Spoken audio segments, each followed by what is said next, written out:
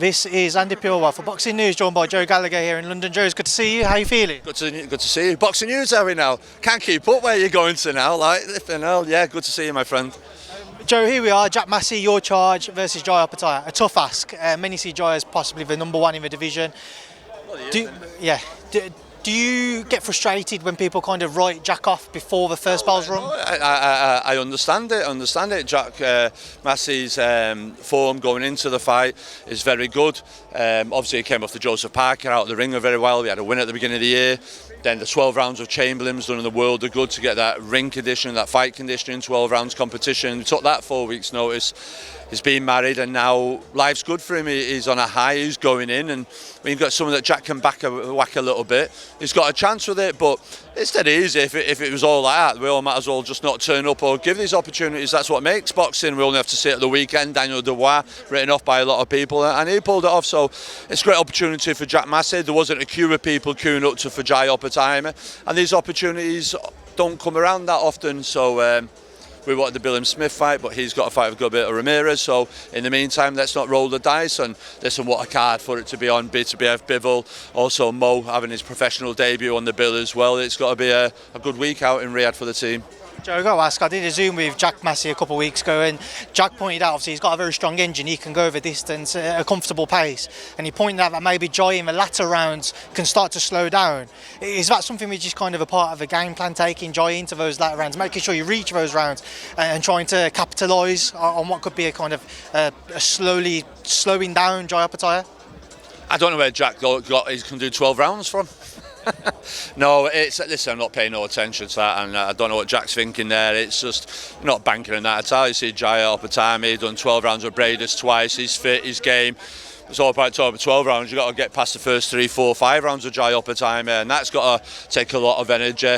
Like you're fighting a Usyk, his footwork, his slipping, his southpaw punches. So we've got to be fitter than 12 rounds. We've got to be a 15-round fit fighter, and Opetaia, he comes, he likes to let the shots, he likes to make a statement. We've seen that of Zorro, we've seen that of Jordan Thompson, and we just haven't got to be rabbits in the headlights. Their camp's going very well, and I'm sure they're not turning around and taking the foot off the pedal because they're fighting Jack Massey. They want to come over here, make another statement, and entice the winner of the main event to step up and fight him. So, but it's Jack Massey, he's got an opportunity. He can hit with the right hand, he can hit with the left hook, and anything can happen, but we've just got to win each round, one round at a time, and if we win 7 rounds out of the 12, we become world champion. How key do you think Jack's activity has been, especially going competitive rounds with somebody like an Isaac Chamberlain going into this fight? How key of a factor do you think that might be in Jack's preparation going into October? No, I touched on it earlier. No, it's very key for him to have not been out since Parker, had the 1-2 round blowout at the beginning of the year.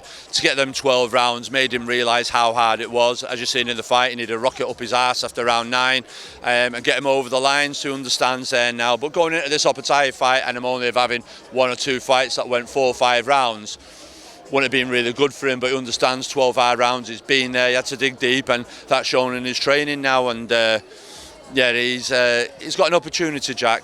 Jai Opetaia is a very, very good fighter. I'd say a very feared fighter in world boxing at the moment.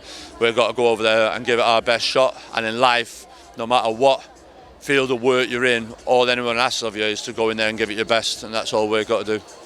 Away from that, you mentioned earlier on the Daniel Dubois upset victory against Anthony Joshua. Dominant display from Daniel. What did you make of it, or a bit of time to reflect now? Yeah, reflect. It wasn't anything I called it in the week beforehand. I don't think AJ had been with that many live opponents, and if he has, he's never beaten him. I was being around Daniel Dubois' camp when he's been in Saudi, and I've seen the motivation. I've seen a level of maturity of him. The team around him, Don Giles, Kieran Farrell coming into the team now, bringing in lots of energy. He has a good relationship, and it was a fantastic performance. Daniel Dubois walked into that arena like an old Mike Tyson with a black cloak. Everyone thought he'd be rabbit in the headlights, and he wasn't. He embraced it all. He was a man on a mission. You've seen at the presser banging the table. That was his mindset. He was just totally focused on it. People would say, did Anthony Joshua? He didn't walk to the ring like he usually walks. And listen, fair play to Anthony Joshua. He got up, he tried again, got up, he tried again. When people are about Anthony Joshua's punch resistance, you can't really be giving a go. He's being hit with Daniel Dubois, who's a murderous puncher. And if it was that chin resistant, gone. He wouldn't have got up, but he did get up, and he did get up, and he did get up until the end where he got took out in the end. But it's not nice to see. He's done well for the sport.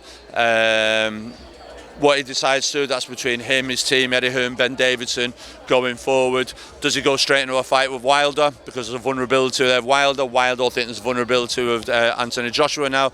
That's down to them, but there's kids hanging around there patiently. Cabiel, Bacola, Joseph Parker, all wanting a shot at a world title, and maybe Anthony Joshua just sits it out, gets the winner or the loser, Fury Usyk, and does that, because it is a massive fight still. Not as big as it should be, but it's very much like Pacquiao and Mayweather. They won't be in the prime, but at least they would have fought each other. We obviously know AJ in the past, when he's lost, he's gone into immediate rematches with Andy Ruiz and Alexander Usyk. Because of that mindset and that mentality that he's shown in the past, do you think that might be the overriding feeling that he'll have? He wants to step back in with Daniel Dubois? It's like pride, it's like anything.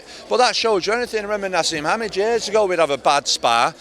He couldn't wait to get back in sparring the next day to put it right. And Anthony Joshua and fighters are like that. They're hurting, the pride's hurt, and they don't want a 3 months off or 4 months off, because they've got to sit and live with that emotion and that feeling. They want to get back on the horse as quick as possible, like falling off the bike, and put it right. So I understand what Anthony Joshua's feeling, but there's putting it right against some fighters and putting it right against Daniel Dubois. Anthony Joshua's got the punch power to turn that round in a rematch. But there's concerns that we've got to make sure that we're doing the right thing for Anthony Joshua. Yes, he's a marketing dream. Yes, he's been a great inspiration. Yes, brings great viewing figures on. But we've got to speak about fighters' health and well-being as well in 10, 15 years' time. For most, Joe, when they speak about this fight, when I've interviewed them, they mentioned they didn't feel that AJ recovered from that first round. Do you echo that call? Do you feel like Anthony never quite got himself back into fight after that first round? It's not me being a smart ass. I've always said with Anthony's always reminded me of a fighter that once he gets hit, he stays hit.